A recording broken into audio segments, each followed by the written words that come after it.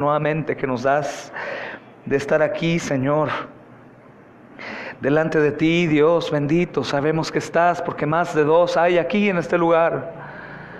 Señor, nos gozamos en saber que tú eres soberano y que tú nos llamaste, también en que tú lo sabes todo. Esto quiere decir, Señor, que aquellos que vengan en la dureza de su corazón o con cualquier otra intención que no sea recibir de ti, tú sabes, Señor, y tú harás. Descansamos, Señor, en tu soberana voluntad, en tu poder. Te pedimos nos ayudes a confiar más en ti, Señor, y a manifestarlo, a practicar lo que decimos creer, puesto que es fácil, Señor, para nosotros expresar la fe de manera verbal, pero es difícil hacerlo de manera práctica. Que de esa manera manifestemos temor, obediencia, Señor, deseo de perseverar, de amar, de perdonar, con todas estas cosas que por naturaleza, como estudiábamos en el catecismo, nos es imposible, Señor, hacerlo por nosotros mismos. Señor, nos confesamos pecadores delante de ti, necesitados de tu ayuda. Te rogamos nos uses para la gloria de tu nombre. Queremos que nuestros nombres sean mencionados no solo por las huestes espirituales de maldad y que seamos reconocidos por ellos, Señor, sino también queremos que se escuchen allá arriba en tu reino, no para que seamos nosotros galardonados, sino antes darte a ti la gloria, Señor, y aún en cada galardón, en cada logro, Señor, logrado, te demos a ti, Señor, toda la alabanza y toda la adoración. Te pedimos, amado Señor, por los enfermos entre nosotros, principalmente los que están enfermos en su alma, que están, amado Señor, pobres en espíritu, que sufren a causa del pecado, Señor, y a causa de la falta de fe. Te pido, Señor, para que todos ellos recuerden que tú eres soberano y que no hay cosa que suceda que tú no la hayas preparado de antemano. De esa manera confiemos que así mismo como tú nos das, nos quitas, Señor. Así mismo como tú, Señor amado, pones en nosotros tribulación, también, Señor, te compadeces conforme a la multitud de tus misericordias. Te pedimos, amado Señor, también por nuestra hermana Judith y su herencia que lleva en su vientre. Tú sabes los males, Señor, sabes todas las cosas que están aconteciendo dentro de ese pequeño ser que tú hiciste con tus manos y que su embrión vieron tus ojos. De la misma manera descansamos en tu soberana voluntad perfecta y agradable, Señor. Mas sin embargo, como tus hijos consentidos, te pedimos, Señor, que continúes obrando milagrosamente, que enternezcas el corazón de todos para que todos a una, Señor, seamos un eco resonante ante el trono del Rey, hasta que recibamos, Señor. Te damos gracias por lo que ya has hecho. Te damos gracias por haber traído con bien al bebé de nuestra hermana Erika y los que están por venir, Señor. Gracias porque hoy has unido nuevamente a tu cuerpo y es señal de que tú nos has cuidado y preservado, Señor, pues sabemos que el león anda como un devorador insaciable allá afuera, engañando, Señor, porque es el padre de la mentira. Y el hecho de que estemos hoy sentados es, Señor, señal de que tú nos has bendecido, pues no hemos logrado nada sin ti. Bendecimos a aquellos que nos maldicen, que nos desean mal, que nos calumnian, que se levantan en contra, Señor, de la iglesia y de los que sirven. Te pedimos nos des amor por ellos, Señor, para con toda integridad delante de ti podamos amarlos, por cumplir tu mandato, Señor. No porque sea un sentimiento que nuestra carne florezca.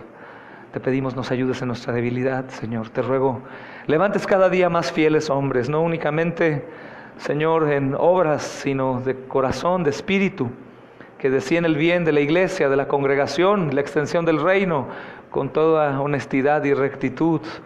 Sabemos, Señor, que tú harás, sé oportuno, Señor, a esta necesidad nuestra. La mies es mucha y los obreros son extremadamente pocos. Te pedimos por los hermanos que estuvieron escuchando de tu palabra en el lugar a donde me enviaste, Señor. Y gracias por permitirnos ir allá, Señor, a extender tu evangelio verdadero, Señor. Y por las consecuencias que tendrá en aquellos que tuvieron oídos para oír. Gracias, mi Señor, por las visitas que nos permitirás hacer después, Señor. Te doy gracias por mis hermanos que están aquí. Gracias, Señor, sobre todo por aquellos que vencieron con el bien el mal hoy y por aquellos que hoy serán llevados al arrepentimiento. sabiéndose culpables, Señor, de orgullo, de soberbia, de maldad, de envidia, de celos, de ira, de contienda, como yo, Señor. Y así poder recibir perdón, Señor amado, y alcanzar misericordia, pues eso dice tu palabra. Si hemos pecado, abogado tenemos, Señor, pero también nuestro Rey es fiel y justo para perdonar. Te damos gracias por todo eso. Te agradecemos por el milagro que hiciste en Alfonso, nuestro hermano, y su familia, para poder llegar a su casa ya hoy, Señor, a los Estados Unidos. Señor, gracias, sabemos que fuiste tú. Te pedimos continúes poniendo tu mano sobre él y usándolo en sobremanera. Te pedimos juntos también por nuestros hermanos que están padeciendo a causa de la justicia, aquellos que trabajan 24/7, Señor, todos los días de sus vidas, perseguidas, Señor, y necesitadas, están viendo oportunidad para predicar tu palabra. Gracias por ellos y gracias por los que desde esta familia levantarás, aun cuando ahora nos encontramos en pedestales cómodos, con todas las facilidades y comodidades. Sé que tú tumbarás ese atril y caeremos a tus pies y diremos: heme aquí, ¿qué quieres que haga yo, Señor? Te amamos y damos la gloria y la honra en Cristo Jesús. Amén. Oramos en Él. Amén. Amén, hermanos amados. ¿Están bien o no? Qué bueno, hermanos. Gloria a Dios, que estamos más que bendecidos. Vamos a abrir las Biblias en donde nos corresponde. Tengo muchas otras cosas que platicarte, pero hoy es el día del Señor y lo demás sobra. Así que si te gusta informarte de qué ha hecho Dios, pues platicamos después. Y hoy vamos a abrir la Biblia, hermanos, en Hechos capítulo 8 y vamos a terminar este capítulo, gloria a Dios, y vamos a empezar con el capítulo 9, si Dios me permite. Ruego que el Señor te ayude, como a mí también, y que te permita absorber y durante la semana tener hambre. Hay dos maneras de recibir la palabra: una recibirla hoy y ya, o la otra es recibirla, anotar, meditar, buscar artículos de los hermanos que abrazan la doctrina bíblica como nosotros por gracia de Dios, y absorber más, crecer más, platicar más y aún usar todas estas cosas para tu evangelismo personal. Es bueno, hermanos, tomarle seriedad al consejo que Dios tiene, y también te ayude a recibir exhortación, reprensión, y que aceptes con gozo disciplina si es el caso, y que para nada dejemos que el enemigo obre sintiéndonos víctimas, acusados y todas este tipo de cosas que hablan de la autoconmiseración, sino por el contrario: Señor, es verdad todo lo que dices de mí. Amén.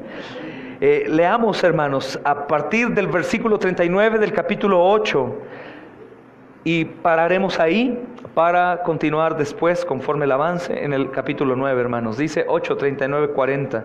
Cuando subieron del agua, el Espíritu del Señor arrebató a Felipe, y el eunuco no le vio más y siguió gozoso su camino.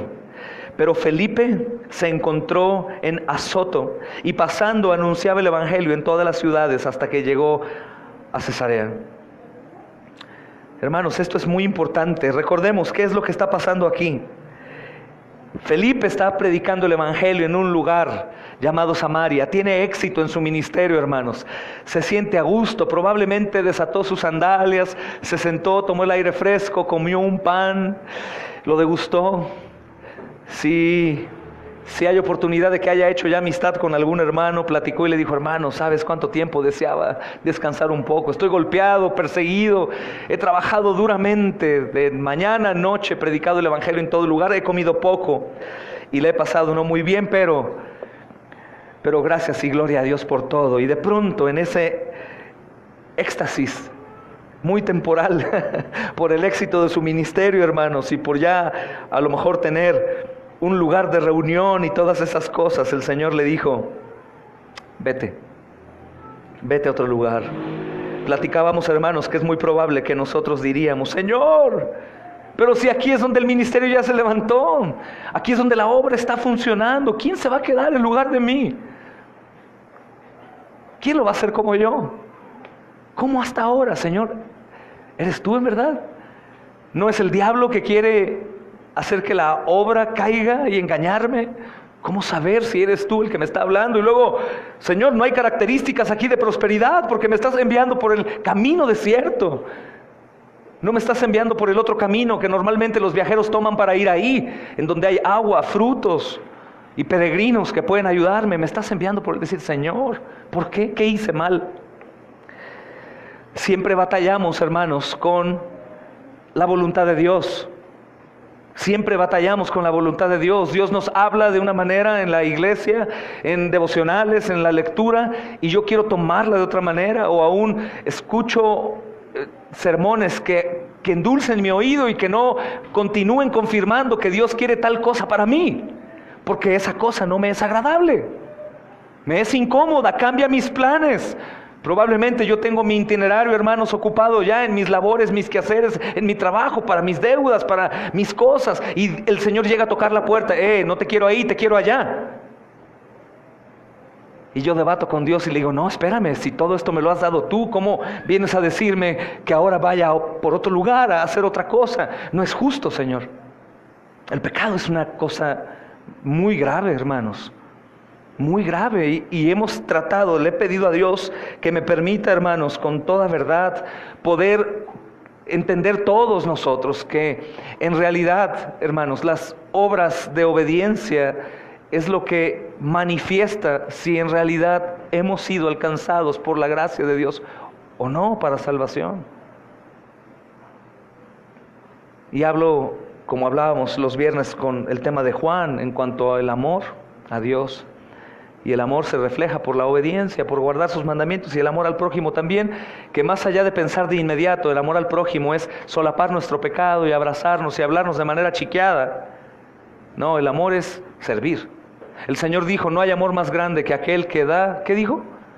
Su vida por sus amigos. No solamente es hablar de amor, y ay, mira, hermano, cómo te amo, eres mi hermano preferido, tú también, hermanita bella, hermosa. Eso, hermanos, eso lo hace el mundo. Y puede ser que aún de una manera más honesta. El amor se ve manifestado en el servicio, en dar sin recibir. Eso lo vemos, hermanos, en la vida de ministros, de pastores, de misioneros, que dan y no reciben, se entregan y reciben una puñalada, enseñan, la gente conoce y después se envanecen, conocen y se van hablando mal de ellos y levantando toda clase de calumnias. Es tremendo el pecado en el hombre, hermanos, y la realidad que el amor es algo que se ve manifestado por mi vida práctica de obediencia a la voz de Dios, cuando estoy en confort, cuando estoy cómodo, cuando estoy en un lugar que a lo mejor se me hace que ya por fin llegó la bendición de Dios, los tiempos de refrigerio, porque todo está en paz, porque, hermanos, no hay tempestad, porque económicamente estoy bien, porque mi casa me gusta, porque a lo mejor la terminé de pagar o pagué la renta del mes, y mi familia está sana, mi esposa está comenzando a trabajar conmigo, mi esposo tiene éxito en el ministerio, en su conocimiento de la Biblia, todo bien. Y de pronto alguien toca la puerta y te dice, oye, mira que hay que movernos, hay que dejar esto para agarrar aquello. No nos gusta, o a lo mejor al revés, tenemos planes distintos a los de Dios. Probablemente creo que estoy haciendo lo correcto, dejando algunos lugares, y el Señor dice, hey, ¿quién te dijo que tenías que dejar ahí? Parece que llevamos la contra siempre y tenemos que ser sabios en esto, hermanos, para no equivocarnos, porque el que va por camino distinto a la voluntad de Dios pagará las consecuencias. Y dices, bueno, pero a fin de cuentas todo nos ayuda bien. Sí, perfecto, pero te aseguro que si entrevistas a Jonás, él te hubiera dicho, de haber sabido, mi hermano, yo no me meto a la boca del pez, yo me voy directamente allá. Pero fui terco, fui negligente. Ay, Jonás, dirían los hiper soberanía de Dios. Ay, pero pues eso era el plan de Dios, no importa, ya, no, hermanos, eso nos hace perezosos, negligentes, irreverentes, y culpamos a Dios siempre de nuestra desobediencia. Era el plan de Dios. No. Dios no se relaciona con esta clase de obras pecaminosas. La voluntad de Dios es clara. No tratemos de escudarnos en la voluntad de Dios o en la soberanía de Dios. Algunos dicen, me asaltaron, hermano, pero era la voluntad de Dios. Hermano, no, lo que sucede es que tú dejaste la puerta abierta y tenías tu reloj ahí en la mesa y brillaba con la luz y un dinero ahí, una paca de dólares estaba en la mesa, y pues obviamente vives en un lugar donde hay ladrones y los ladrones vieron y ellos, la voluntad de Dios era enseñarte que no seas así, no que te robaran. Tenemos que pedir discernimiento y lo mismo es, hermanos, con este tipo de cosas cuando Dios nos llame. La partida de Felipe a ese lugar no es algo que sea cómodo, pero es algo necesario porque él es un hijo de Dios, un siervo de Dios y simplemente dijo, voy. Simplemente dijo yo lo haré. Y enfatizo en esto, hermanos, porque de pronto seguimos creyendo que si es bonito y color azul celeste, no, azul es cuando te cuesta, ¿verdad?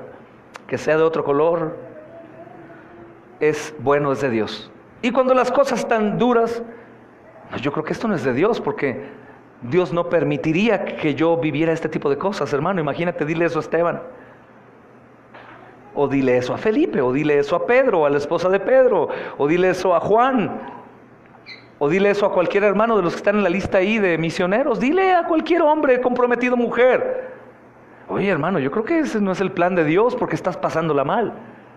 En el mundo tendréis aflicción, no solamente por la persecución a causa de la justicia, sino porque tú abrazas tu señorío y no quieres ceder a la voz de Dios que te habla constantemente, hermano.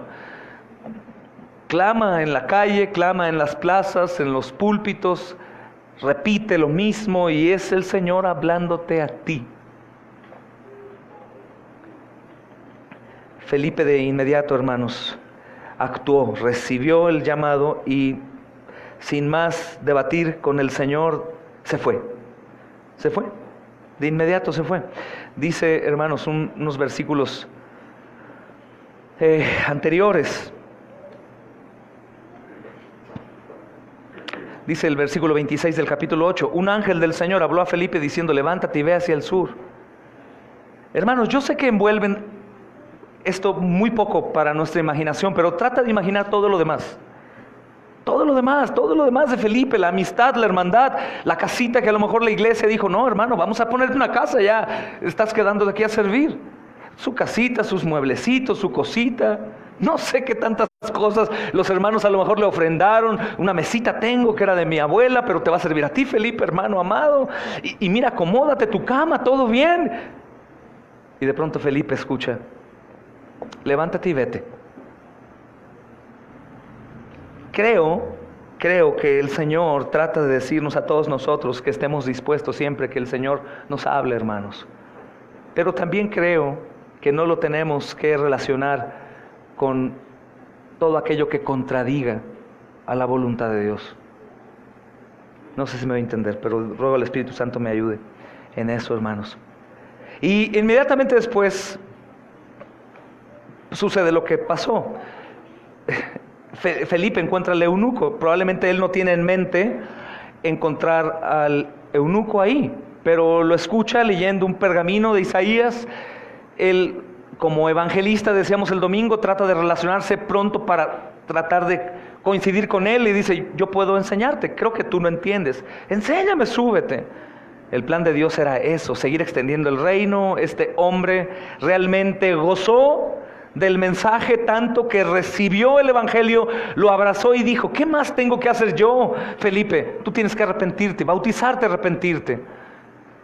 Vieron agua puesta por el plan determinado de Dios ahí, se sumergen, es bautizado. Y el texto 39 dice de inmediato, cuando subieron del agua, hermanos, insisto, hay mucho más hombres estudiosos que no dicen que bajaron una loma para ir a un pequeño lago, sino hablan de bajar al agua, sumergirse y subir, que es salir del lugar en donde ellos fueron sumergidos. Y lo que dice esta porción, escuchen bien aquellos que no han escuchado esto, cuando subieron del agua, probablemente lo acuesta y le bautiza, y cuando sube y el etíope sale, el Espíritu del Señor arrebató a Felipe y mira, escucha, el eunuco no lo vio más. Literalmente desapareció delante de los ojos del etíope. Yo sé que hay algunos entre nosotros que dicen, no, bueno, yo te recuerdo quién es Dios. Te recuerdo que de hecho esta es una de las porciones que más hacen que la fe sea probada. ¿Quién es tu Dios? ¿Crees que eso sea imposible para Dios? ¿Crees que no pueda hacer que un hombre desaparezca? Literalmente, hermanos, el 99% de los teólogos dicen que literalmente desapareció. Y algo importante con ese encuentro tan impresionante es que dice que el eunuco no le vio más, y en lugar de temblar y llorar e ir atrás y preguntar quién lo había visto, él siguió con gozo su camino. Supongo que al ver que Felipe ya no estaba, él se gozó. Oh, era realidad, el Señor vino a hablarme y me ha salvado. Envió su mensajero y desapareció y me salvó. Y se fue. Esto también me encanta, hermanos, porque siempre que sucede algún acontecimiento emocionante, de pronto nosotros solemos detenernos a asimilarlo. Y si en la iglesia alguien sale de la iglesia, de pronto algunos se quedan en pausa y, ay, ¿por qué? ¿Qué pasó? Seamos como el eunuco, gocemos de nuestra salvación y sigamos con gozo nuestro camino, hermanos. Eso es lo que tenemos que hacer. Eso es lo que tenemos que hacer. Es impresionante. Él no volvió a buscar a Felipe. ¿Qué habrá pasado con Felipe? ¿Por qué se habrá ido Felipe? ¿Dios lo habrá destruido? ¿Qué sucedió? No, él entendió que Dios le había regalado y se fue, hermanos, a seguir a Cristo. Se fue a seguir a Cristo, hermanos. Entonces, entendemos por la Escritura, hermanos, que Felipe fue transportado sobrenaturalmente, de alguna manera, a la ciudad que anteriormente era filistea, de Azoto, y también se conoce en la Biblia como Asdod. Se fue a continuar allá, hermanos. Esto es un evento muy raro. De hecho, mis hermanos, insisto, hay algunos que se detienen aquí y quieren no entenderlo, o tratar de dar una respuesta que no sea esa. ¿Cómo que lo tomó? No, Dios no hace eso, hermanos. Dios hace lo que Él quiere.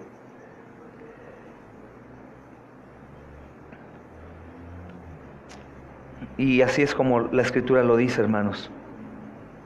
Y algo parecido, creemos fielmente que cuando el Señor venga, hermanos, será algo similar. En cuanto al tiempo de su venida, creemos como iglesia que Él vendrá después de la tribulación. Por la Biblia enseña eso. Pero también creemos que la Escritura habla de este tipo de arrebato, y creemos que será así, un abrir y cerrar de ojos, y de pronto estaremos en la presencia de Dios por la eternidad. Gloria al Señor. ¿Cómo se llevará a cabo o no? Eso lo sabremos hasta que suceda con exactitud, pero sucederá algo similar. Y dice la Biblia, hermanos, que este etíope, aún después de esta partida, entonces mostró que su fe estaba firmemente arraigada en Dios y no en Felipe. Esto me gusta mencionar porque, hermanos, ¿se han preguntado si en realidad ustedes siguen a Cristo o siguen a un hombre? Sé que amas a Cristo, pero sé que también probablemente puedes tener algo de, no sé, costumbre de escuchar a Pastor Charlie predicar. Y yo te pregunto, ¿tú sigues a Cristo o sigues a Pastor Charlie? A lo mejor dices, ay, hermano, pues claro que a Cristo, es lo más lógico. Pero si yo me fuera, ¿tú seguirías congregándote aquí con quien se quedara a predicar? ¿Con el mismo gozo y de la misma manera? Apoyando, ofrendando, estudiando, siendo puntual, los que son puntuales. ¿Tú lo seguirías haciendo o no? Fíjate cómo te vas a responder hoy. Si no, porque no me gusta cómo predica el nuevo, porque no sé qué, porque el pastor Charlie me regañaba y este no, por cualquier cosa, diríamos que está siguiendo a un hombre y no está siguiendo a Cristo, hermano. Probablemente este etíope nos hubiéramos dado cuenta que seguía a Felipe porque se enamoró de su predicación y le hizo caso y fue convertido por él, fue bautizado por él. Entonces cuando Felipe se fue dijo, yo muero hasta que encuentre a Felipe. Y se iba detrás de Felipe. Pero no, hermanos, parece que le importó poco Felipe y él se fue tras Cristo. Es bueno que meditemos en eso. Es bueno que meditemos si lo que amamos es a Cristo y su cuerpo, o sin darnos cuenta caímos en la costumbre o en la familiaridad de un hombre. Y tenemos que amar a Cristo, hermanos, para que así nada nos separe del cuerpo y nada determine mi perseverancia. De hecho, cuando las personas se van de la iglesia, normalmente obviamente soy yo el culpable, se van por mi culpa. Pero ¿qué tal si los ojos no estuvieran puestos en mí, estuvieran en Cristo? ¿Se irían? No, claro que no. ¿Por qué? Porque yo sigo a Cristo, y si el Señor ha determinado que yo esté aquí, yo estoy aquí. No depende de nadie, y eso es la fe, hermanos, que tenemos que perseguir, la unidad de la iglesia, que mucho he mencionado, y es bueno porque pastores alrededor del mundo están hablando de esto. Muchos de ustedes persiguen la unidad. Es que falta unidad, más unidad, más unidad, pero quieren unidad de tomar el té y tomar las manos y esas cosas, hermanos. Pero la unidad, recordemos, lo hemos estudiado, es a Cristo, para que cuando se tambalee mi compañero y caiga, yo no, porque estoy sujeto ¿a quién? A Cristo. Para que cuando se va Juanito, Pedrito, Sutanito, por X cosa, o de misión o lo que sea, yo estoy sujeto a Cristo y no a ellos. Porque si yo estoy más sujeto a alguien de la mano que a Cristo, en el momento que ellos se van, ¿has visto ese juego de la culebrita? Que se agarran de la mano y uno corre y empiezan a agarrar vuelo, es la tribulación, la tormenta. ¿Y qué pasa cuando se cae el de atrás? Se lleva otros 2 o 3 o 4, porque están sujetos unos con otros. Si cada uno fuera sujeto a algo en particular y uno se cae, no pasa nada, porque yo estoy sujeto a Cristo. Y esa es mi recomendación para ti, porque ese mal de depender de alguien o de algo para continuar en la iglesia o perseverar en Cristo, es un mal que te va a perseguir en todas las iglesias, mi amado hermano. Te va a pasar aquí, y luego en otra, y luego en otra, y luego en otra, y les aseguro que entre nosotros hay quien lleve un récord de más de 4 iglesias en su vida. Es por eso. Si a menos de que haya sido por doctrina, no hay problema, salte de 1000. Pero si doctrinalmente, que dudo mucho, hermanos, porque no hay mucho pan de vida, entonces hay un problema en ti, no en la congregación. Amén. Felipe siguió al eunuco. Felipe siguió a Cristo, no al eunuco, hermanos. Y pasando, dice la escritura, el versículo 40, pasando anunciaba el evangelio en todas las ciudades hasta que llegó a Cesarea. Hermanos, esto muestra que Felipe comenzó predicando no solo en ciudades samaritanas, sino que también comenzó a predicar en ciudades gentiles. Al parecer Felipe es el primer desobediente a los apóstoles que creían que el evangelio era para los judíos solamente. Felipe comienza a predicar en ciudades gentiles, tales como Cesarea, hermanos, y esto es el principio perfecto de la dispersión del evangelio hasta lo último de la tierra, como el Señor Jesús mandó en Hechos 1:8 hasta el capítulo 8, hermanos. Después de mucho tiempo y persecución, estos hermanos están cumpliendo con el mandamiento, y este es el inicio. Felipe en realidad fue un gran hombre de Dios por su obediencia. Y no te preocupes, el Señor lleva toda la gloria, pero el Señor honró a Felipe también. Dios honra a los que le honran. Amén, hermanos. Por eso no es de extrañarnos que Felipe es el único, no sé si habías notado, en el Nuevo Testamento que específicamente lleva el título de evangelista. Es el único. Él es el evangelista en el Nuevo Testamento, hermanos. Hechos capítulo 21, versículo 8. Gloria al Señor. Y ahí continúa haciendo su trabajo, hermanos. Bueno, vamos a comenzar, gracias a Dios, con el capítulo 9. Y vamos a leer una pequeña porción para así ir avanzando porción a porción, hermanos, hasta donde el Señor nos permita hoy. Espero que nos deje avanzar, porque todo tiene una secuencia, y no quedarnos en suspenso, hermanos. Dice el versículo 1: Saulo, respirando aún amenazas y muerte contra los discípulos del Señor, vino al sumo sacerdote y le pidió cartas para las sinagogas de Damasco, a fin de que si se hallase algunos hombres o mujeres de este camino, los trajese presos a Jerusalén. Mas yendo por el camino, aconteció que al llegar cerca de Damasco, repentinamente lo rodeó un resplandor de luz del cielo, y cayendo en tierra, oyó una voz que le decía: Saulo, Saulo, ¿por qué me persigues? Él le dijo: ¿quién eres, Señor? Y le dijo: yo soy Jesús, a quien tú persigues. Dura cosa te es dar coces contra el aguijón. Él, temblando y temeroso, dijo: Señor, ¿qué quieres que yo haga?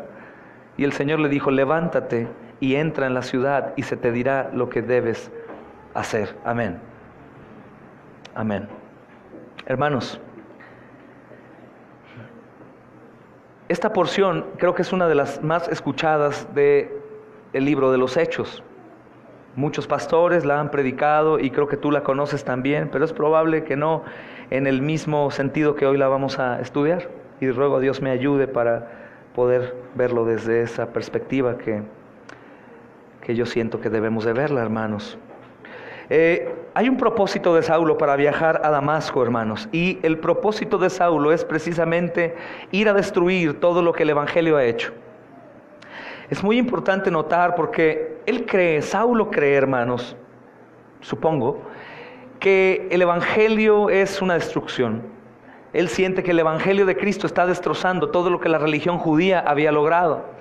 Y así como Nehemías, entristecido, fue y le dijo al rey Artajerjes que le ayudara y le diera algunas cartas para ir a edificar los muros de Jerusalén, creo que Saulo se está poniendo esa misma camiseta. Está pidiendo al poderoso de la religión que le otorgue cartas para ir no a construir, sino a destruir al cristianismo, hermanos. La última vez que vemos a Saulo, en el capítulo 8, versículo 3, hermanos, ¿recuerdan? Si quieren verlo ahí pronto, dice, y Saulo asolaba a la iglesia.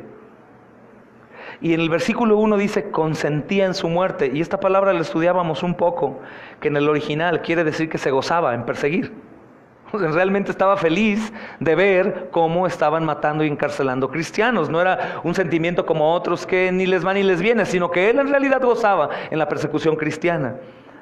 Y asolaba la iglesia. ¿Y cómo lo asolaba? Entraba de casa en casa, arrastraba a hombres y a mujeres y los entregaba a cárcel. Y aquí, hermanos, vemos que él expandió su trabajo a la ciudad de Damasco. Y fíjate qué tremendo. Damasco, aproximadamente de donde estaba a 210 kilómetros o 130 millas del norte de Jerusalén. Era un viaje de 6 días. Era tanto su aborrecimiento por el cristianismo que él fue capaz de viajar hasta allá. Dice el versículo, respiraba aún amenazas de muerte contra los discípulos del Señor. Hermanos, la imagen de este hombre, Saulo, es un hombre sumamente molesto, es un hombre enojado, hermanos, es un hombre violento, absolutamente convencido, hermanos, de su propia justicia. No es un hombre que está tambaleando en lo que está haciendo, realmente quiere causar daño a la iglesia cristiana, hermanos. Saulo odiaba a los discípulos del Señor. Él no estaba buscando a Jesús cuando Jesús lo buscó, es un dato importante también. Él estaba buscando a la iglesia, no a Jesús mismo, hermanos. Podríamos decir que Saulo estaba decidido en contra de la iglesia que predicaba a Cristo, hermanos. No sé si ustedes han pensado cómo es Saulo, cómo lo imaginan. Probablemente por la rudeza de la que habla la Escritura, un hombre grande, ¿no? Que agarraba a 2 al mismo tiempo y sus cabezas las estrellaba. Y era bien parecido, con renombre. Pero mira que la historia dice, hermanos, que Saulo, por un libro apócrifo, quiero decir que un libro apócrifo no necesariamente es falso, sino simplemente si tú buscas la definición en un diccionario, dice que un libro apócrifo no es parte de la inspiración divina. ¿Ok? O sea, no es pecado. ¡Ah! Libro apócrifo, quítalo de ahí, no. Hay muchos predicadores que han usado libros apócrifos para sacar datos históricos precisos, pero el libro apócrifo no es inspiración divina. ¿Amén? Ok. Hay un libro apócrifo, hermanos, del fin del primer siglo que describe a Saulo así. A ver si le atinamos a lo que tú pensabas. Un hombre de baja estatura, con cabello crespo, pies y piernas chuecas. Ojos azules, grandes cejas fruncidas hacia la nariz, una nariz larga y aguileña, y a veces pareciendo un hombre y a veces pareciendo un ángel. Era así Saulo, como lo describen hombres que vivieron junto con él en este libro apócrifo de la escuela de Gabelén. Yo no lo imaginaba así, la verdad, pero así lo describen. Un hombre tremendo, hermanos, que hizo mucho daño. Y este hombre viene al sumo sacerdote, hermanos, con una intención. Como te decía, Nehemías al rey, este hombre va al sumo sacerdote, y él quiere que su trabajo no tenga interrupciones, sí. Quiere también que esté bajo la aprobación directa, hermano, de las autoridades religiosas más altas. Entonces, él pide y recibe cartas al sumo sacerdote. ¿Y por qué el sumo sacerdote accede? Porque recuerda que él está enfurecido en contra del cristianismo. Y más porque no le han obedecido y siguen haciendo lo que Jesús les ordenó. Entonces le autoriza su misión. Otro dato interesante, hermanos, es que el sumo sacerdote que se menciona aquí es Caifás. Y en diciembre de 1990, hermanos, un osario o una pequeña ataúd, se encontraron restos de humano. De hecho, el osario es eso, restos de personas ahí adentro, una caja en el entierro. Y se descubrió en Jerusalén. Esto es un dato verdadero, hermanos. Y en el osario fue escrito el nombre de Caifás y data de aquel periodo. Adentro, hermanos, fueron descubiertos restos de un hombre de 60 años aproximadamente, quien muchos investigadores llegaron a decir que él era el mismo Caifás. Si eso es verdad, hermanos, entonces son los primeros restos físicos, tales como huesos o cenizas, que se han encontrado de una persona específica mencionada en el Nuevo Testamento. Solo es un dato. Dice la porción siguiente, hermanos, que Saulo respiraba aún amenazas de muerte. Hermanos, aún después de la conversión, Pablo, el apóstol, hermanos, cuando se convirtió en cristiano, él recordó días de perseguidor. El capítulo 3 de Filipenses es un buen capítulo para que hagas tu concordancia y anotes ahí para tu estudio. Todo el capítulo 3, él hace mención de este trasfondo, hermanos, y dice que él fue circuncidado al 8º día, del linaje de Israel, de la tribu de Benjamín, hebreo de hebreos en cuanto a la ley, fariseo en cuanto a celo, dice, perseguidor de la iglesia, en cuanto a la justicia que es la ley, irreprensible. Nadie podía reprocharle porque él se esforzaba realmente en guardar la ley, hermanos. En Gálatas capítulo 1, versículo 13 al 14, hermanos, Pablo agrega aún más en cuanto a su trasfondo. Y él dice, pues ya habéis oído acerca de mi conducta en otro tiempo en el judaísmo, que perseguía en sobremanera a la iglesia de Dios y asolaba. Y en el judaísmo aventajaba a muchos de mis contemporáneos en mi nación, siendo mucho más celoso de las tradiciones de mis padres. Hermanos, realmente Saulo de Tarso es un hombre de mucha educación y pensó que el cristianismo era malo y engañoso. Realmente sabemos que era la voluntad de Dios que esto sucediera, pero en la responsabilidad de Pablo, en realidad él veía al cristianismo como una plaga, hermanos.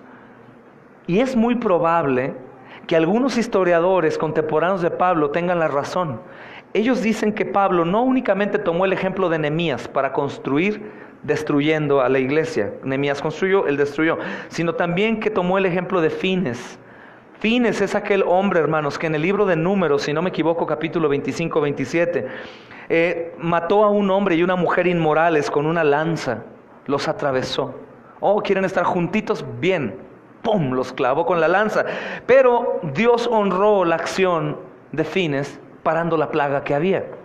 Y es muy probable que Saulo se inspiró de ahí. Y él pensó que parando la plaga de la religión cristiana, el Señor traería bendición sobre el pueblo judío que estaba subyugado por el gobierno de Roma. Muchos historiadores dicen que Saulo estaba inspirado y que aún llegó a comentar y decir, así como Fines, yo haré lo mismo. Voy a frenar para que esta plaga del yugo que estamos sufriendo como esclavos de los romanos pueda frenarse. Tremendo, hermanos. Y por eso dice, adelante, y le pidió cartas para las sinagogas de Damasco, a fin de que si hallase algunos hombres o mujeres del camino, los trajese presos a Jerusalén. Mujeres de este camino, hermanos. Es interesante que en la versión de inglés dice el camino, no dice de este camino, dice el camino. Y aquí se refiere al cristianismo como el camino, hermanos. De hecho, si algunos se preguntan cuál era el nombre de la iglesia de Cristo en un principio, era esto. El movimiento cristiano tuvo un nombre muy apropiado y era el camino. Se menciona en Hechos 5 veces. No eran los cristianos, eran los del camino. Así se les llamaba, hermanos. El nombre camino claramente significa, hermanos, que el cristianismo es más que una creencia, un juego. Que el cristianismo es una verdad y una vida, es el camino. Seguir a Jesús es el único camino, es la verdad y es la vida, hermanos. Y es muy significativo ver que había una comunidad cristiana ahí que se le llamaba el camino y eran fáciles de identificar. No tenían miedo a pesar de que llegaban a sus oídos o leían por medio de cartas que estaban persiguiéndolos para aniquilarlos. En realidad no querían solamente subyugarlos y tenerlos controlados, sino querían aniquilar a los cristianos, hermanos. Y ellos continuaban. Algunos dicen que en las puertas de estos hermanos estaban algunos símbolos, como un símbolo hebreo que es símbolo del nazareno, y ellos lo tenían. Algunos dicen que la forma de aquel pescadito que la mayoría hoy en día tienen, pero tenían símbolos. Algunos otros llegaban a rayarse, eso lo siguen haciendo hoy algunos que están en Medio Oriente sirviendo, una cruz en la muñeca para identificarse. Era tanta la persecución que cuando algún extraño llegaba todos pensaban que era un contrario. Entonces ellos se enseñaban sus tatuajes o decían soy del camino, o sus puertas tenían alguna señal escondida que decían somos cristianos. Pero nuestros amados hermanos vivían sin el terror, hermanos. Claro que tenían miedo, pero el miedo no los llevaba a claudicar, sino los llevaba a continuar confesando al Señor, hermanos. Bendito Dios. Seguir al Señor Jesús, hermanos, es una vida, no es solamente una opción, un breve tiempo. Seguir al Señor Jesús es una vida y se refleja por hechos, hermanos, por hechos. Y de pronto vemos en el versículo 3 del capítulo 9, hermanos, que estamos estudiando: mas yendo por el camino, aconteció que al llegar cerca de Damasco, repentinamente le rodeó un resplandor de luz del cielo, y cayendo en tierra, oyó una voz que le decía: Saulo, Saulo, ¿por qué me persigues? Él dijo: ¿quién eres, Señor? Y dijo: yo soy Jesús, a quien tú persigues. Dura cosa te es dar coces contra el aguijón. Él, temblando y temeroso, dijo: Señor, ¿qué quieres que yo haga? Y el Señor le dijo: levántate y entra a la ciudad, y se te dirá lo que debes de hacer. Hermanos, imaginen ese momento, él valiente, persiguiendo a la iglesia, y repentinamente le rodea un resplandor de luz en el cielo y escucha una voz.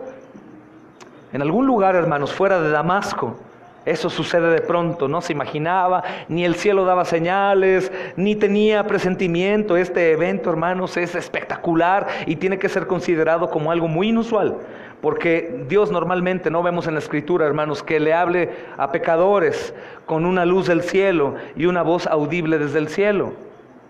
Algunos pastores decimos: Señor, háblales así directamente, pero ya no veríamos su perseverancia porque morirían de inmediato, hermanos. Entonces mejor háblales en las predicaciones, Señor, pero que sientan el cielo abierto y la tierra tragándolos. Repentinamente pasó eso, hermanos. En Hechos 22, no voy a adelantarme, pero quisiera que viéramos un poco. En Hechos 22, hermanos, Pablo revela que esto sucedió al mediodía, cuando el sol brilla más. Sucedió al mediodía cuando el sol brilla más. Mas Pablo dijo, hermanos, que esta luz, escucha, sobrepasaba el resplandor del sol. Vea Hechos 26, versículo 13, y ahí subráyalo. Saulo dice que era más brillante que el sol. Tú sabes que el sol es imposible de ver por más de 30 segundos. Esta luz era mucho más brillante. Algunos también dicen que es probable que esta misma luz es aquella que los guardias romanos vieron cuando la piedra del sepulcro del Señor fue quitada. Y por eso cayó en tierra, dice el versículo, y cayendo en tierra, hermanos, la reacción de Saulo no fue simplemente caer en tierra. Algunos piensan que en cuanto vio la luz, él se postró y honró y dio reverencia. No, hermanos, esta simplemente es una reacción de supervivencia. Él estaba aterrorizado por esa luz. Creo que es algo lógico, ver algo más brillante que el sol en medio de un camino desierto y de pronto sentir ese poder, hermano. Si es destellante, yo pienso que era un ardor, quemaba.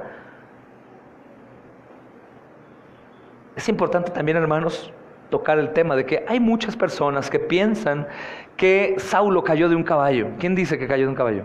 Sin miedo. Es el caballo en el que iba. ¿Quién dice? Nadie. ¿En qué iba entonces? No saben. Bueno, la mayoría dicen que era un caballo. ¿Sí están despiertos o están dormidos, hermanos? A ver, digan hola. Ah, bien, es que no veo bien, hermanos. Y algunos piensan que era un caballo. La mayoría dicen que era un caballo. Y así pintores lo representan, hermanos. Hay un comentario de un hermano de apellido Clerc que dice: los peores comentaristas bíblicos son los pintores. No sabemos si era un caballo. El dato más apoyado o puede ser preciso por la pluralidad es que iba en un tipo carruaje, en una carreta. El viaje era largo y él iba sentado como el eunuco en algún carruaje con caballos, hermanos. Recibió no únicamente cartas, sino también el patrocinio para ir a perseguir cristianos, hermanos. Muchas personas suponen que iba en un caballo, pero tiene fundamento, pues. No podemos asegurar, no dice la Escritura, pero la mayoría dicen que iba en un carro, hermanos, en un carro. Él oyó la voz que le decía: Saulo, Saulo, ¿por qué me persigues? Aquí hay un dato importante, hermanos. Los rabís de esa época de Saulo, sobre todo los saduceos, recuerda que eran muy poco espirituales o cero espirituales. Ellos no creían que Dios pudiera hablar directamente a un hombre. Ellos lo negaban rotundamente. Ellos decían que Dios habló solamente en los días de los profetas. Y decían que si la voz de Dios podría escucharse por alguien, era un eco. Y ellos le llamaban la voz de Dios, el eco de la voz de Dios, le llamaban la hija de la voz de Dios. Ellos decían que eso podía pasar a lo mejor por un sueño o a lo mejor en una predicación cuando escuchabas algo distinto a lo que se estaba enseñando, pero ellos decían jamás Dios puede hablar, solamente los profetas. Y esto es interesante, hermanos, es el Nuevo Testamento. Bien entendemos que el canon no se cerraba aún no estaba la Biblia y Dios aún se manifestaba de formas muy distintas a como hoy se manifiesta porque ya tenemos la Biblia. Pero también con esto queremos entender que si Dios quisiera hablarle a alguien audiblemente, lo podría hacer. ¿Estás de acuerdo? Yo no lo he escuchado. Yo defiendo que si queremos escuchar a Dios, sea con la Biblia. Si quieres que te grite, decía un hermano, léela gritando. Y si quieres que te susurre, susúrrala leyendo. Pero yo no quiero decir que Dios no puede hablar, hermanos, audiblemente. Él lo podría hacer. Él es Dios y no hay nada imposible para Él. Si te preguntas si yo he escuchado, no, jamás lo he escuchado y creo que ninguno de aquí tampoco lo ha escuchado. Pero no podríamos decir Dios no habla, puede hablar. Pero la manera fiel para no confundirnos es en su santa palabra. Amén. Saulo, Saulo, le dijo. Es importante también, hermanos, ver la repetición. Saulo no estaba sordo, pero cuando el Señor repite 2 veces es para mostrar un sentimiento fuerte. Él dijo: de cierto os digo, Marta, Marta, Jerusalén, Jerusalén. No necesariamente enojo, pero es algo que es algo fuerte para el Señor. Y fue algo fuerte como le habló y Él le dijo: ¿por qué me persigues? Y esto es fabuloso y aquí quería llegar. Hermanos, cuando esa luz celestial sobrecoge a Saulo, Saulo es confrontado con la verdadera naturaleza de su pecado. Él estaba persiguiendo a Cristo y no al hombre. Es muy probable, hermanos, que Saulo pensó al menos: Señor, yo no te estoy persiguiendo a ti, yo estoy persiguiendo a la iglesia. Pero te das cuenta, hermanos, contéstenme, ¿a quién estaba persiguiendo Saulo camino a Damasco? A la iglesia. ¿Y qué le dice el Señor? ¿Por qué los persigues? ¿Por qué me persigues? Qué belleza la importancia de la iglesia, tan menospreciada por muchos, hermanos. Esa frase de, no, yo sigo a Cristo, pero a la iglesia no. Yo y Cristo estamos juntos, pero con la iglesia no. Es una mentira. Es una mentira. O yo no estoy enemistado con Cristo, yo me enemisté con la iglesia. Es una mentira. La gente que tiene poco aprecio a la iglesia, tiene poco aprecio a Cristo. La gente que ama a la iglesia, ama a Cristo. La gente que no ama a la iglesia, no ama a Cristo. Sencillo. La gente que persigue a la iglesia y golpea a la iglesia, persigue a Cristo mismo. La gente que mata a nuestros hermanos misioneros, están haciéndoselo a Cristo. La gente que murmura en contra de los hijos de Cristo, Murmura en contra de Cristo. ¿Quieres saber qué es lo más importante para Dios en la tierra? La iglesia. Es el cuerpo de Cristo. A Dios le plació darlo por cabeza del cuerpo que es la iglesia. Esto es importante, hermanos, porque Saulo fue confrontado por esto y él, imagina qué revelación. Él persigue a la iglesia, pero es frenado por Cristo y le dice, ¿por qué me persigues? Él de pronto piensa y dice, no, espérame, yo no estoy persiguiéndote a ti, yo estoy persiguiendo a la iglesia. Pero él le dijo, ¿por qué me persigues? ¿Cuánto debemos amarnos, hermanos? ¿Cuánto debemos cuidarnos? ¿Cuánto debemos callarnos? ¿Cuánto debemos orar por nosotros? Estamos en el mismo camino, hermanos. Estamos persiguiendo lo mismo. Porque en el momento que se nos olvida o dividimos la iglesia de Cristo, en ese momento caímos en el error, mis amados hermanos. En un error horrible. Y tarde o temprano el Señor nos hará entender lo mismo que a Saulo. Señor, es que yo estaba contigo. No, no es verdad, tú no estabas con la iglesia. Obviamente, hermanos, el tema de la iglesia es bien duro. Soportarte, soportarme, soportar a los hermanos, aguantar sus caras, hermanas. Mes con mes tenemos dificultades con su cuerpo. Y los hombres de pronto caen en problemas, enemistades, cambian de pronto en los años de bolitas. Primero te juntas conmigo, luego con el otro, y luego ya me sentí, ya no es igual, y el otro. Ay, somos tan pecadores, hermanos. Somos tan pecadores, somos tan problemáticos, somos tan miserables, somos tan habladores, somos tan hipócritas. Es un problema ser la iglesia, hermanos. ¿Cuándo? Nos olvidamos que quien la dirige es la cabeza y no el cuerpo mismo al cuerpo. Cuando nos recordamos que la cabeza es la que ordena, la que dice sí, no, quién, cómo. La iglesia, cuando habla como cuerpo, tiene que hablar por boca ¿de quién? De Cristo. Y cuando otra parte del cuerpo habla, ¿qué sería eso, hermanos? Una monstruosidad, un fenómeno. El ombligo está hablando, el pecho está hablando. ¡Qué locura! Normalmente las dificultades que tenemos como iglesia es porque el cuerpo se gobierna a sí mismo, pero ¿qué piensas de un cuerpo sin cabeza? Cuando Cristo es la mente, lo que habla, a dónde ve, lo que escucha, estamos bien. Estamos bien.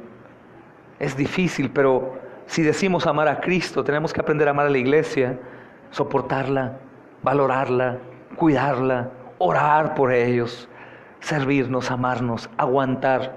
Dice el apóstol Pablo, soportar. Literal, soportar, cargar el peso de los hermanos. Respetarnos porque somos iglesia. Probablemente la frase quedaría hoy en día para las iglesias: hijo, hijo, ¿por qué estás hablando de mí? Yo no estoy hablando mal de ti, Señor, yo a ti te amo, pero a este hermano no.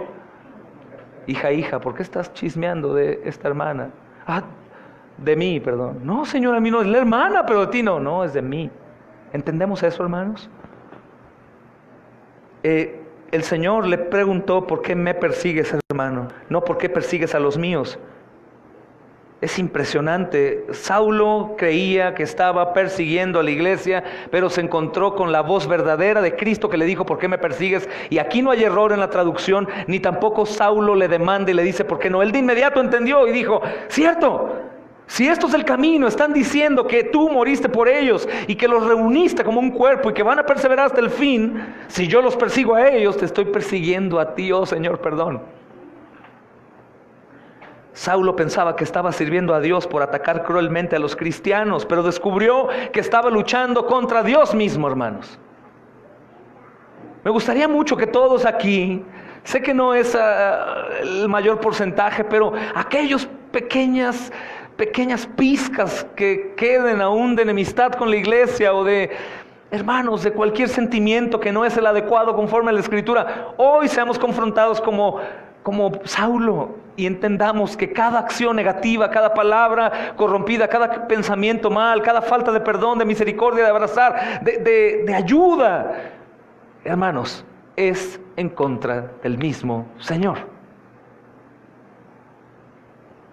Es en contra del mismo Señor.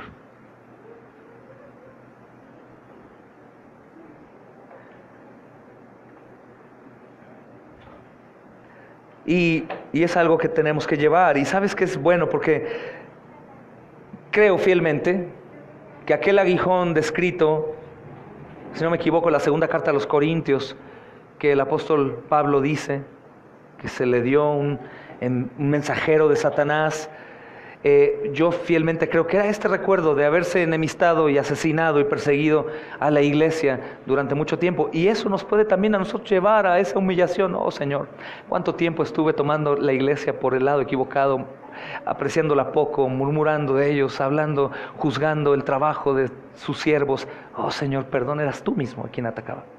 Y eso me va a mantener fresco y soportando, hermanos, soportando. Imaginen poder contemplarlo de esa manera y decir: yo de aquí me muevo, de este cuerpo hasta que me muera, pase lo que pase, sea lo que sea, voy a soportar.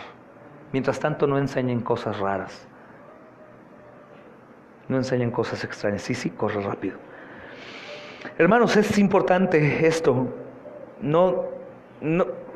Algo que noté es que no tenemos que solo enfatizar en me. Dice: ¿por qué me persigues? Que es la parte importante. Oh, mira, perseguía a Cristo.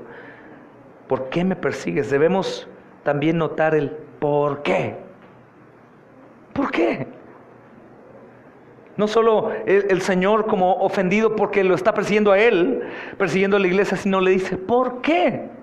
¿Por qué? ¿Por qué? ¿Por qué? ¿Por qué haces lo que estás haciendo? ¿Qué estás viendo en ellos malo?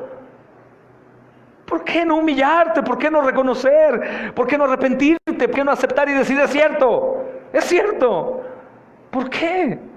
¿Por qué debatir? ¿Por qué cuestionar? ¿Por qué tratar de sugerir? ¿Por qué? ¿Por qué? ¿Por qué, hermanos? Y esta es la frase importante: ¿por qué me persigues? Saulo, estás haciendo algo inútil. Hermanos, nos dice el Señor, cuando cuestionamos y seguimos haciendo lo mismo hacia con la iglesia, el Señor dice: ¿por qué? ¿Qué vas a ganar? ¿Qué crees, que eres autosuficiente o poderoso, o que tú tienes la razón? ¿Por qué? Es inútil lo que estás haciendo. El que pierde eres tú. Yo soy Jesús, dijo él. Hermanos, aunque el nombre de Jesús era un nombre muy común, como hoy, era muy común, Jesús de Nazaret para Saulo no era algo extraño. Él sabía exactamente quién estaba hablando, hermanos. Y con toda probabilidad, que yo no lo creía así, pero últimamente he cambiado mi postura, con toda probabilidad Saulo escuchó a Jesús enseñar alguna vez en Jerusalén. Y muy probablemente, como era un miembro joven del Sanedrín, probablemente también se sentó a juzgar a Jesús en su prueba antes de la crucifixión. Entonces, él también vio cuando murió, y también cuando escuchó la voz y dijo: yo soy Jesús. Imagina el terror que sintió.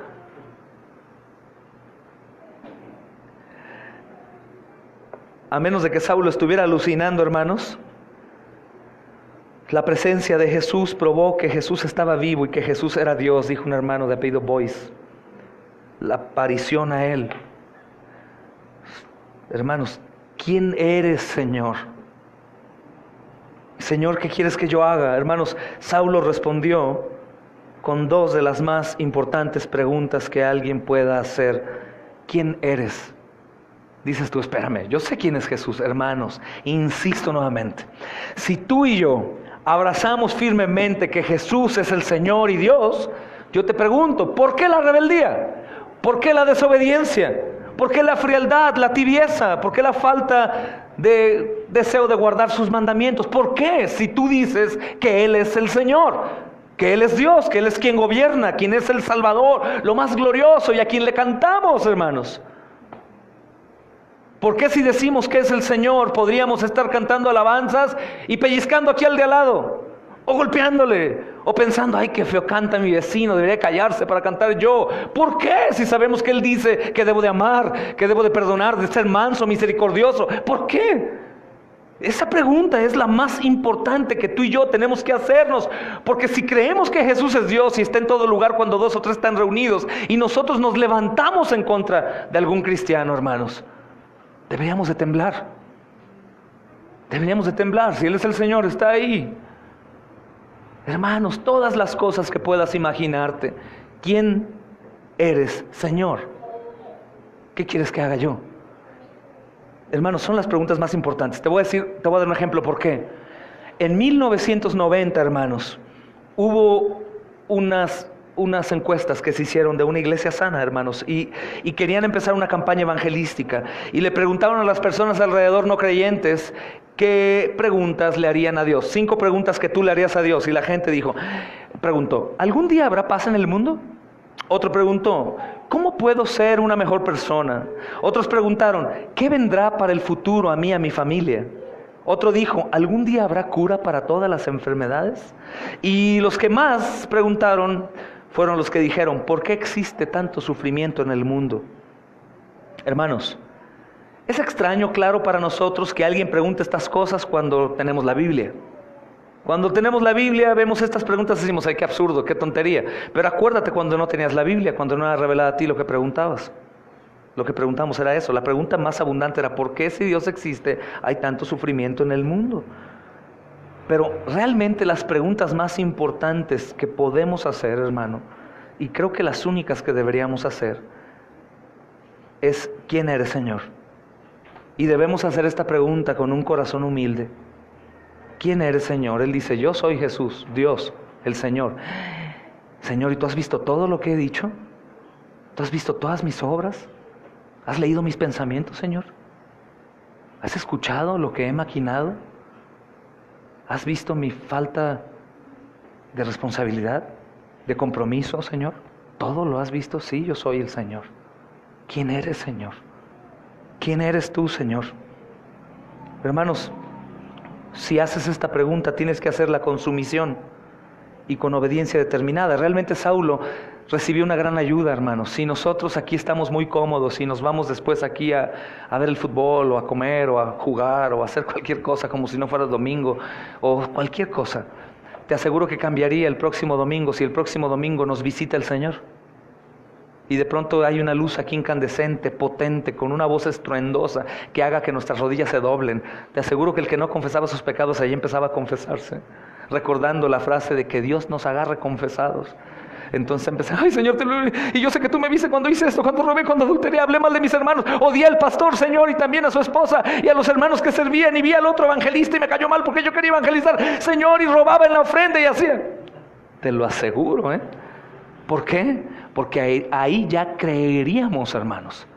Viendo una cosa como la de Saulo, te aseguro que nadie se queda parado. ¡Oh, recibo tu luz, Señor! Nadie, todos serían aplastados en el suelo y caeríamos temblando como él temblando. ¡Ay, Señor, ahora sí creo, perdóname! Tú sabes que soy pecador, Señor, depravado por naturaleza, Señor. Pero es importante, oye, nuestra bonanza, poder reconocer que estamos en el error y poder preguntar a Dios, ¿quién eres, mi Señor? Revélate a mí, porque lo que yo confieso de ti es muy poco, porque con mis obras manifiesto que es muy poco lo que yo pienso que tú eres. ¿Qué quieres que yo haga, Señor? Es importante esta frase también, ¿por qué? Hermanos, con frecuencia nosotros estamos muy interesados en que Dios haga algo en los demás, o que estamos interesados en lo que Dios quiere que los demás hagan. Pero el corazón rendido a Cristo pregunta, ¿qué quieres que yo haga? Por ejemplo, padres, hermanos, amados, ¿podríamos nosotros querer que Dios ponga en el corazón de nuestros hijos un sentimiento así, Señor? Que ellos quieran preguntarte o que se sometan. Estamos muy interesados en lo que Dios quiere que los demás hagan. Dios quiere que hagas esto, y Dios quiere que obedezcas, y Dios quiere que te muevas. Y sencillo, hermanos. ¿Y Dios qué quiere de mí? ¿Dios qué quiere de mí? Estamos muy interesados también en el espíritu de crítica con los demás. Me incluyo, hermanos, algunos pastores que sirven a Dios, que no me gusta la postura y durante mucho tiempo fui víctima de mi propio pecado. Y hablando, ay no, yo que ese pastor haría, y el otro pastor, y este pastor, y yo quisiera que Dios hiciera algo en ellos y que ellos cambiaran, pero ¿qué quiero yo que Dios haga en mí? Si la relación es particular y es personal, cada uno de nosotros fue hermanos, puesto en la cruz con su pecado, con Jesús. Cada uno de nosotros fue forjado con las manos en el vientre de su madre. Cada uno de nosotros con nuestros ojos vimos a Dios. Cada uno de nosotros moriremos solos e iremos con Él solos, a dar cuenta solos. Lo más coherente sería preguntarle a Dios, ¿qué quieres que yo haga? ¿Cómo yo, Señor, respondo? ¿Cómo puedo sumar? ¿Cómo puedo ayudar? Y cada uno de nosotros debería de preguntar eso. Nos ahorraríamos mucho trabajo y pesadumbre, hermanos. ¿Qué quieres que yo haga? Ya le has preguntado al Señor, ¿qué quieres que yo haga? Te aseguro que te lo va a responder. De hecho, ya te lo ha respondido. Ya te lo ha respondido. A muchos de nosotros, hermanos, ya nos ha respondido. ¿Quién eres, Señor? Y dice el versículo 5, ¿quién eres, Señor? Y le dijo, yo soy Jesús, a quien tú persigues. Y esta frase que viene es importante. Dura cosa te es dar coces contra el aguijón. Hermanos, esta declaración del Señor Jesús es la parábola de Saulo y su vida. Y parece que se pone ahí de pronto, hermanos, como una inserción ahí. Dura cosa es dar cosas contra el aguijón. ¿Y qué quieres que yo haga? Hechos capítulo 9, versículos 5 al 6, leímos. Dice, él dijo, ¿quién eres? Y le dijo, yo soy Jesús, ¿qué quieres? ¿Por qué me persigues? Dura cosas te es dar cosas contra el aguijón. Él temblando, temeroso, dijo, Señor, ¿qué quieres que yo haga? Y el Señor le dijo, levántate y entra a la ciudad, se te dirá lo que debes hacer. Hermanos, algunos dicen que este texto no estaba en los escritos de Lucas y que algunos escribas lo añadieron ahí queriendo colaborar. Pero yo fielmente creo que si está aquí es porque Dios quiso, aún eso hubiera sucedido. El Señor quiso hacerlo. Pero estas frases son agregadas, hermanos, por Lucas y lo podemos ver en Hechos capítulo 22 y 10 y Hechos 26, 14. Y ahí aparece lo mismo acerca del aguijón y dar coces en contra del aguijón. Por eso estos hombres piensan que en base a estos ejemplos de los capítulos siguientes ellos introdujeron ahí, porque no tiene sentido esta inserción de esta pequeña frase ahí, dura cosa te es dar coces contra el aguijón. Pero está ahí con un sentido y está muy claro, hermanos. Saulo sabe quién es Jesús, vio quién es Jesús, vio el poder de los discípulos y aún así está persiguiéndolo en sentido contrario, hermanos. Y voy a explicarte qué es un aguijón, porque muchos imaginan el aguijón de un alacrán, de un abejorro, de X. Un aguijón era un palo largo extremadamente filoso y era usado para hacer caminar al buey, a los bueyes, en la dirección que uno quería cuando araba. Tomaban el palo filoso y lo enterraban en sus muslos.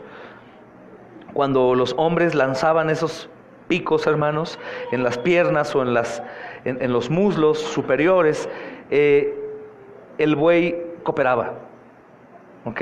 Le daba y cooperaba. El buey jamás retrocedía para que le picara más, obviamente. Y esencialmente podemos ver aquí lo que Jesús está diciéndole a Saulo. Saulo es el buey, Jesús es el granjero. Saulo es estúpido y terco como un buey.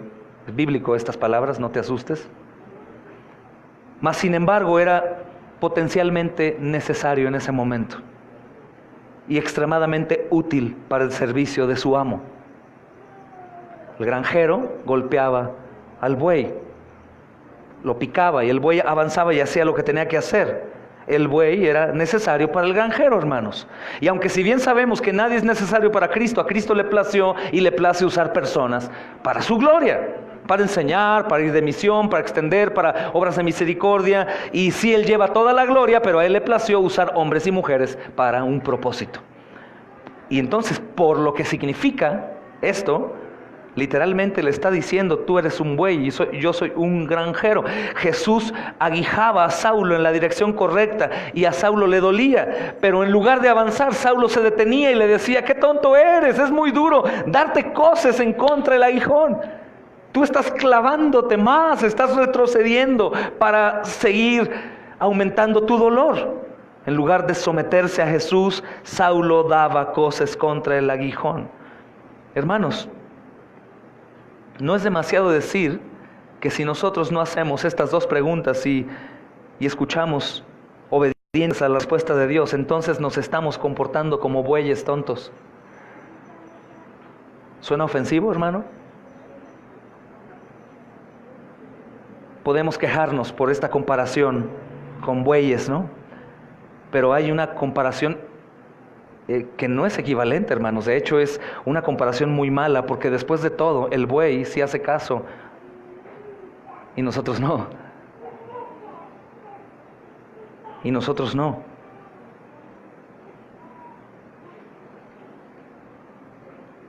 Hay un hermano que dijo, en cuanto a este ejemplo, Dios casi le debe unas disculpas a los bueyes, porque los bueyes responden, hermanos. Y por eso le dice Jesús a Saulo, duro es dar coces en contra del aguijón, en lugar de cooperar. Algo estaba aguijando la conciencia de Pablo, hermanos, aún con toda su confianza exterior que tenía, el poder y el estudio y todo lo demás, pero algo le estaba molestando dentro desde el primer momento que se enfrentó a Jesús. Pero fielmente creemos que el problema para Saulo, para dar cosas en contra del aguijón, ser renuente y desobediente, comienza en Hechos capítulo 7, versículo 57. ¿Se acuerdan, hermanos? Al 60, está Saulo ahí y escucha. Saulo también habla, dando grandes voces, se tapan los oídos, se arremetieron en contra de él, y echándole fuera de la ciudad le apedraron, y los testigos pusieron sus ropas a los pies de un joven que se llamaba Saulo, y apedreaban a Esteban mientras él invocaba y decía, Señor Jesús, recibe mi espíritu. Y puesto de rodillas clamó a gran voz y dijo, no les tomes en cuenta este pecado. Ahí comenzó el Espíritu Santo a morar, porque como un buen mártir creyente, la oración del justo mucho puede. Y en la voluntad de Dios era no tomarle en cuenta el pecado a Saulo y convertirlo. El Señor comenzó a responder, y a uno dice, hermano, ¿estás diciendo que por una oración Saulo se convirtió? No, lo que sucede que fue la oración, y aparte él vivió la predicación del Evangelio, hermanos, con sangre. Escuchó a Esteban predicar el Evangelio. El poder de Dios para salvación comenzaba a ser en Saulo, hermano, algo inimaginable. Y cuando Jesús lo confronta, no es cosa nueva para Saulo. Por eso pregunta, Señor. Lo reconoció como Señor. ¿Qué quieres que yo haga? Tú eres Dios. No es raro a Saulo, es normal. El Evangelio ya ha hecho lo suyo. Hermanos, algunos de ustedes me han confiado sus testimonios y me han dicho, antes de yo venir a la iglesia, antes de ser cristiano, a mí ya me habían hablado de Cristo, me hablaban. Y una persona me hablaba aquí, ¿verdad? Y otra persona me hablaba allá, y otra persona me hablaba allá, y una me daba una Biblia, y otro me daba otra Biblia. Y yo me resistía, estabas dando coces contra el aguijón. Pero llegó un momento en donde el Señor te confrontó y te tomó. Y no fue extraño. Lo que es extraño, hermanos, según el testimonio bíblico, es no darnos cuenta del gran amor de Jesús. Jesús es el perseguido, mas aún así la preocupación suya por los suyos, hermanos, tuvo efecto en Saulo. Es decir, él es perseguido, él es vituperado, él es ofendido, él es clavado en una cruz, pero aún él, con un corazón muy hermoso, lleno de amor, hermanos, continúa haciendo efecto en los suyos que han enemigos. Él lo lava y lo perdona y le habla con ternura. ¿Qué estás haciendo, Saulito? Es una tontería, es inútil lo que estás haciendo. La respuesta de Saulo, que es muy importante para nosotros, es que temblando y temeroso, hermanos, el hecho de que Saulo estaba temblando y temeroso por esto nos recuerda que no siempre es muy placentero encontrarte con las cosas del Señor. El temblar y el temer, hermanos, nos dice que no siempre es muy agradable escuchar que Dios te está hablando aquí. Algunos tiemblan de temor, algunos tiemblan de enojo, algunos tiemblan de tristeza. Y el hecho, hermanos, es de que Saulo está temblando, obviamente, por sentirse confrontado por aquel a quien él vio muerto y escuchó un anuncio de resucitado. y perseguía a los que le seguían, hermanos. Pero fue una cosa dramática. Cuando el Señor encuentra a muchos de los suyos, hermanos, esta es una característica: hacerlos temblar.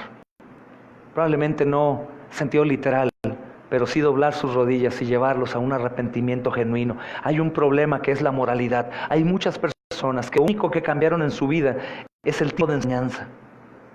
Ya eran personas moralmente buenas, ¿ok? Sin problemas. Ellos no tienen testimonio de vicios, de prostitución, de adulterio, de fornicación. Fueron siempre buenos. Lo único que pasó que hubo un cambio de mensaje, pero jamás comprendieron, porque para ellos, por su moralidad y por sentirse algo buenos, no era necesaria la sangre de Cristo derramada en la cruz. Y ese es un asunto serio. Todos nosotros, aún el más bueno entre nosotros, aún el niño más sonriente y más precioso y más angelical, necesita de la sangre de Jesús para salvación. Y este hombre entendió, porque él no era uno como tú y como yo, sino literalmente era un perseguidor que consentía la muerte de los santos. Y por eso su conversión es tan estruendosa, hermanos.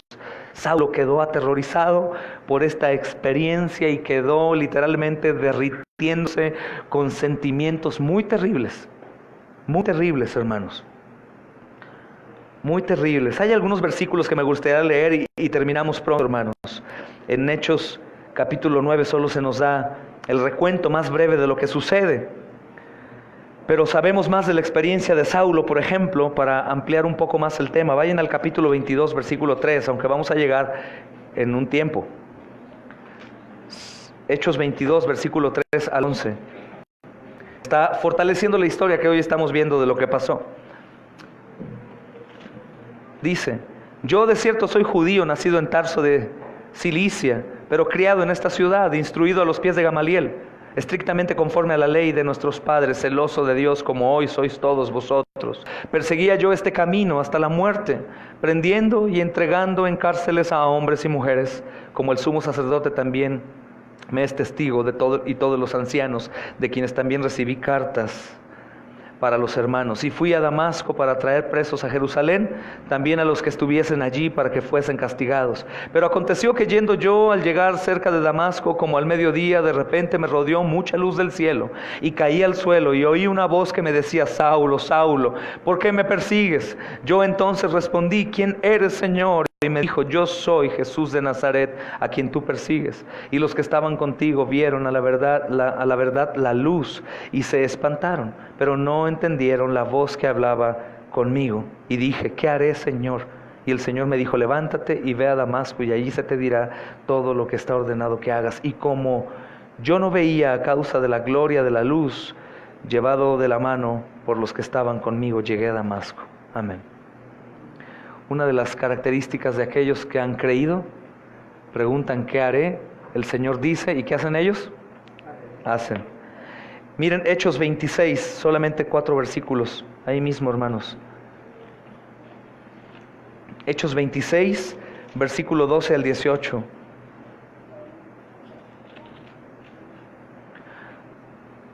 Ocupado en esto, iba yo a Damasco con poderes y en comisión de los principales sacerdotes, cuando a mediodía, oh rey, yendo por el camino, vi una luz del cielo que sobrepasaba el resplandor del sol, la cual me rodeó a mí y a los que iban conmigo. Y habiendo caído todos nosotros en tierra, oí una voz que me hablaba y decía en lengua hebrea: Saulo, Saulo, ¿por qué me persigues? Dura cosa te es dar coces contra el aguijón. Yo entonces dije: ¿quién eres, Señor? Y el Señor dijo: yo soy Jesús, a quien tú persigues. Pero levántate y ponte sobre tus pies, porque para esto he aparecido a ti, para ponerte por ministro y testigo de las cosas que has visto en aquellas en que me apareceré a ti, librándote de tu pueblo y de los gentiles a quien ahora te envío, para que abras sus ojos, para que se conviertan de las tinieblas a la luz y de la potestad de Satanás a Dios, para que reciban por la fe que es en mí perdón de pecados y herencia entre los santificados. Amén. Amén, hermanos. Y también sabemos qué es lo que sucedió por Bernabé. Él dijo de la experiencia de Saulo en versículos adelante que leeremos, el capítulo 9, el versículo 27. Y por lo que dijo Ananías en la experiencia de Saulo en el versículo 17 del capítulo 9. Y de estos registros, hermanos, aprendemos que Jesús se apareció a Saulo en persona en esta visión cegadora. Jesús fue quien se aparece a él, hermanos. Y en respuesta a esta luz, a esta aparición, Saulo sin duda, hermanos, cerró los ojos lo más fuerte que podía. No creo que en realidad solo por el asombro, sino por el terror, Jesús se apareció delante de él. Y creo, hermanos, de la misma manera, el Señor Jesús claramente aparece con nosotros, domingo a domingo al menos, y nosotros con frecuencia seguimos ese patrón y cerramos nuestros ojos.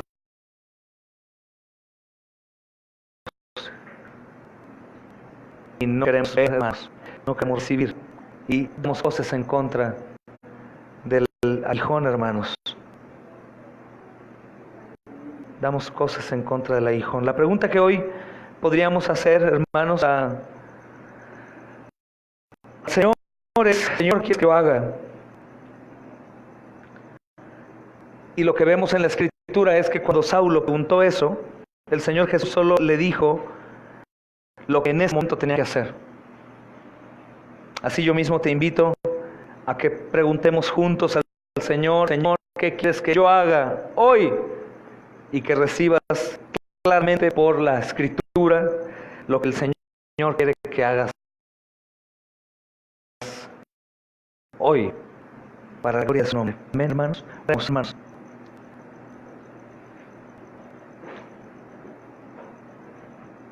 Señor, te damos gracias porque tu palabra es clara, Dios, y porque es verdad todo lo que ella dice, Señor, porque no requiere de defensa, sino solo de explicación a fin de entenderla, Señor. Señor, entendemos que con frecuencia, así como con Saulo, es la dirección que tú das a nuestras vidas. Nos diriges, Señor, en un paso a la vez, en lugar de tenernos todos los detalles de todo el plan que tú tienes para cada uno de nosotros. Señor, te ruego que cada uno hoy pueda hacer estas preguntas, Señor. Al escuchar en nuestro corazón, en nuestras mentes, que tú eres el Señor, arrepentirnos y pedirte perdón, Señor, y ayuda, pues siendo tú quien eres, Señor, el Rey y Señor, nosotros no hemos considerado como tal. Aunque bien ninguno, Señor, se diría a sí mismo que tal declaración es cierta. Así como es difícil aceptar la culpa, Señor, la responsabilidad, el llamado, Señor, la exhortación, la disciplina, Dios, es para nuestra carne casi imposible. Por eso hoy, al comprender que tu nombre es sobre todo nombre, que tú eres Señor de señores, Rey de reyes, y nosotros fuimos comprados para gloria tuya, Señor, nos humillemos y reconozcamos nuestra maldad. También, Señor, al gozar de tu perdón, tan lleno de gracia, Señor, que perdona cual sea el pecado que sea confesado, Señor, podamos preguntarte como hijos obedientes y dispuestos: Señor, ¿qué quieres que haga yo? Y así todos hoy recibir, Señor, tu ordenanza y llevarla a cabo. Tú eres bueno, Señor, y eres